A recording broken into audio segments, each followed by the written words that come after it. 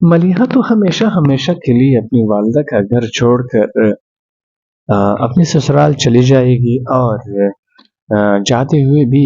روحام سے کہے گی کہ میں ہمیشہ ہمیشہ اپنے ماضی سے پیچھا چھڑانا چاہتی ہوں، لیکن ساتھ جاتے ہوئے اپنے بیگ میں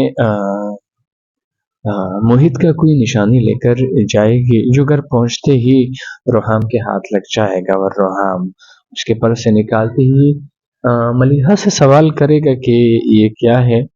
ملیحہ اسی ٹائم